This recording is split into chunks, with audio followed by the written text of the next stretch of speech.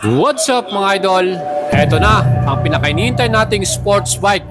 Finally ay nilaunch na ng Aprilia Motors Philippines. At nakadisplay nga ito sa Festival Mall Alabang.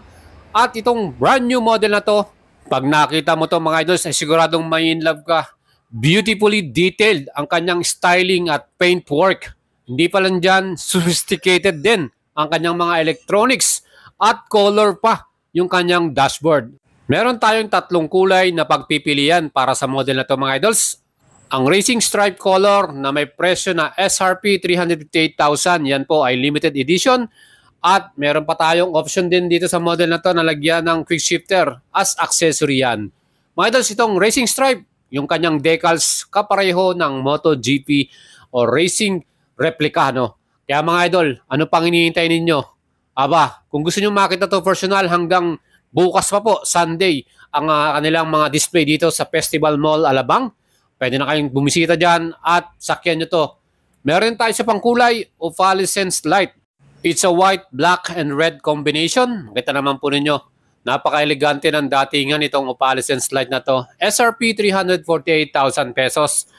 Compare sa Racing Stripe color, eto mga idols, mas mura ng 10,000 pesos. At sa mga gusto magtanong, ano bang meron sa Racing Stripe? Color combination lang po yun. So kaya mas mahal lang siya dahil limited edition yon, race replica ng Aprilia yung kanyang mga decals. 10,000 pesos ang kanyang pinaka-additional doon. At ang last color na pagpipilian natin, Prismatic Dark. Aba, iba naman ang forma nito. Metallic color. Talagang sigurado pag natamaan to ng araw, nag-iiba yung kanyang color combination. SRP naman din to ay 348,000. And mga idols, ang kanyang mga key features, bakit nyo bibilin at pipiliin ang sports bike na to? Unang-una, napaka-powerful ng engine nito dahil meron siyang 457cc total displacement. Pangalawa, very eye-catchy talaga ang kanyang design. At hindi lang yan, siguradong smooth ang rides mo dito dahil yung mga components ay talagang nilagay nila dito. Quality, lightweight pa to dahil na rin sa kanyang aluminum frame. At hindi lang yan, yung ating stopping brakes natin, solid din with dual channel ABS, safety natin, 3 levels of traction control. Ano pa bang ihilingin mo?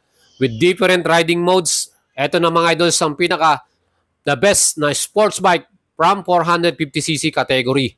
And when it comes to pricing mga idol, very reasonable ang kanyang presyo sa kanyang category. Aba mga idols, ito na yung pinaka high-tech, with all LED lightings mga idol. Kita naman po yung design niyan.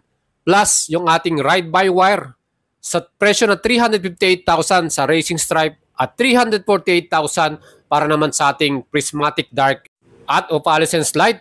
Pwede nyo na itong mapareserve mga idol. Ang info sa atin ng Aprilia Motors Marketing, shoutout po sa kanila, ay ang availability ng unit na to coming first week of September. Yan na po yung pinaka-safe or second week of September. Pwede nyo nang makuha to. At hindi lang yan, pwede nyo rin masubukan to.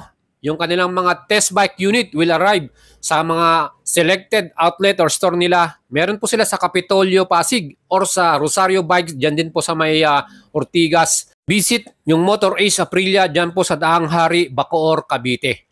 Mga idols, pagdating sa ating engine displacement, ang total nito 457cc with 270 degrees crankshaft, 2-cylinder to and 8 valves. With double overhead camshaft, liquid cooling, electronic fuel injection by Aprilia, and 6-speed transmission. Equipped na rin to ng sleeper clutch mga idol. Kaya po, meron tayong option dito na pwede natin lagyan to ng quick shifter as accessory yan. So, pwede natin i-request yan mismo sa Aprilia Motors Store, At ang max power nito, kaya nitong umabot ng 47.6 HP at 9,400 RPM at torque naman na 43.5 Nm. Ganon kaganda ang performance ito. Ang bore by stroke, 69mm by 61.1mm naman mga idols. At compression ratio na may total na 10.5 by 1. Aba mga idols, pagdating sa performance nito, mapapabilib ka dahil meron tong test ride. Top speed na 200 km per hour. Ganon kalakas at kabilis to. Well mga idols, malaking bagay din yung kanyang pinaka-crankshaft dahil ito po ay naka 270 degrees crank. Yung ating pinaka-exhaust sound dito ay talagang superb din at quality. Ang ganda ng exhaust note natin dito. Yan po, naka-underbelly tayo. So lalo na yan pag pinalitan nyo ng bagong aftermarket exhaust. With lightweight frame, dual beam aluminum ang nilagay nila dyan, mas manageable yung ating weight. Siyempre yung power to weight ratio, mas magiging flexible at mabilis ang ating acceleration para dito.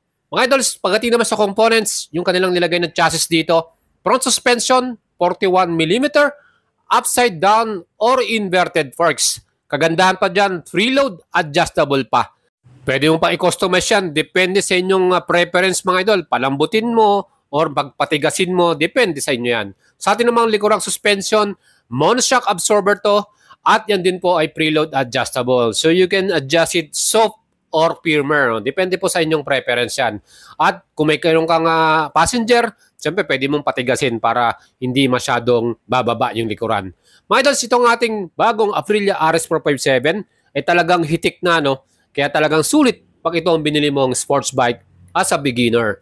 Yung ating namang stopping power, 320mm disc. Ang laki ng disc brake niya. Single lang yan, 4-piston pa, radial bi-brake caliper. Yung bi-brake po, yan po ay subsidiary ng Brembo. Sila pong gumagawa ng mga quality brakes din. At syempre, equipped din ito ng anti-lock braking system. Nakita nyo yung kanyang wire. Mga idols, talagang confident ka kahit mag-sudden stop ka rito. No? And sa likuran naman, ang sukat ng disc, 220mm. 1-piston caliper din ito, bi-brake caliper, at yan din po ay equipped ng ABS or anti-lock braking system.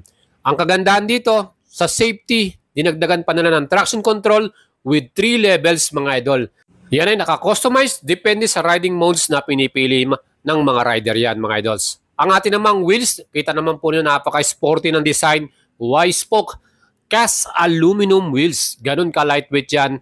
And ang ating front tire, may sukat na 110/70 by 17-inch tubeless. Ang ginamit nilang brand ng tire dito, TVS Eurogrip Pro Torque Extreme Tire. Very grippy yung tire na to. At sa sukat sa likuran, 150/60 by 17-inch. Same brand yan. Aba mga idol, ang lupit, di ba? And ang ating namang dimensions, wheelbase natin, 1,360mm. Ground clearance, 150mm. And ang ating pinaka-wet weight, yung total weight natin kasama ng oil and gas, 175 kilograms. Diba? Very lightweight itong motor na to.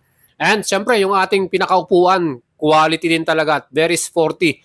Well padded din siya at talagang yung pagkakakat niya perfect sa mga sporty stance natin na ride. Ang seat height, ang sukat ay 800mm. So ginawa tong sports bike na to para sa mga Filipino riders din. So tayo po, kayang-kaya din natin itong i-rides kahit ang height mo 5'2", 5'3", 5'4". Pwede rin tayo magsama ng ating official back ride or passenger dahil meron ding grab rear sa likuran. Mga idols, eto pa, sinukat natin, ang height ko po ay 5'6". Iyan po ang ating naging riding position. Talagang swak na swak para sa atin mga idols. Ako 5'6", komportable ko nakakasakay dito. At feeling ko, manageable kahit traffic man yan or sa city ride natin dalhin to. And yung ating design ng tangke, very sporty talaga. Meron pang decals dyan, Aprilia Racing na nakatatak. And fuel capacity, 13 liters. Fuel consumption, 24 km per liter. Paubos natin yung gas natin, naabot na natin ng 312 kilometers na takbo natin or rides. Meron din tayong key ignition with lock. Aba mga idol, meron pa diyang 54 years of anniversary ng Aprilia na decals. And para sa ating handlebar, ayan, hindi siya masyadong subsub. Saktong-sakto lang din ang taas niya. Meron din tong passing switch. Plus, naka-backlit ang ating mga button and switch. Lalo sa gabi, kitang-kita nyo yan dahil may ilaw. And mga idols, napaka-simple lang din ng kanyang mga switches. Hindi po ganun kahirap kabisaduhin. Adjustable din yung ating front lever brake natin. And syempre yung ating starting switch ignition nasa may right handlebar natin.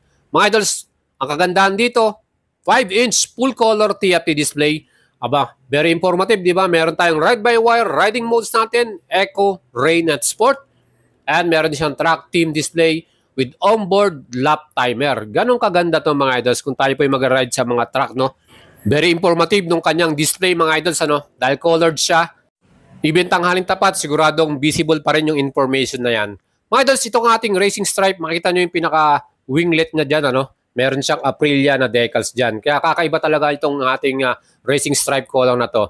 Mas sporty ang looks niya at talagang replica ng kanilang MotoGP bikes. Ang astig din ang ilaw nito, 3-pot design, yung kanyang daytime running light talagang eye-catchy, full LED lightings from the front and rear, tail lights natin. Mga idols, wala na kayong hihilingin dito, ano? Performance, yung power ng engine nandyan na, technology, super high-tech, at pagdating naman sa kanyang styling and design, talagang mapapalingon lahat dito. Yan po ang ating brand new model sports bike category, beginner bike category. Ito na ang ating pinakainihintay at available na this month of September. Yan po yung ating information. Kayo po, kung gusto nyo bumili nito, pwede na kayo magpa-reserve. 50,000 pesos yung kanilang hinihinging reservation fee para meron na kayong secure or talagang makukuha nyo na yung units. Again, ang presyo ng Racing Stripe ay 358,000 at ang Opalescent Light at Prismatic Dark 348,000. Dahil brand new lang to at kalalabas lang mga idol sa mga store, wala po tayong available na quotation for installment. Advice ko po sa inyo, pwede nyo i-apply to via bank financing, ano? And abangan nyo yung ating magiging quotation dyan. Alamin natin yan once na meron ng available. Mga idol, sa mga kilalang store nito o mga location, meron sa Pampanga, by Laos Group. Meron din po silang mga branch dyan sa may Cavite, Daang Hari, ano, sa Motor Ace, or sa Kapitolyo, Pasig, meron din dyan. At Rosario Bikes, dyan naman sa Rosario. Mga idols, ito pong ating new model na to. Expect nyo na talagang marami ang magkakagasto rito dahil na rin sa kanyang mga high-tech features and syempre performance, siguradong solid na solid. And mga idols, ito na po ang ating pinaka-latest offer at features para sa inyo. Mag-leave po kayo ng comment sa ating video. Kung nagustuhan nyo po mga idols, ano po masasabi nyo sa latest model na to? Ano po ang pipiliin ninyong color? Opalescent Light ba? Prismatic Dark? O yung Racing Stripe?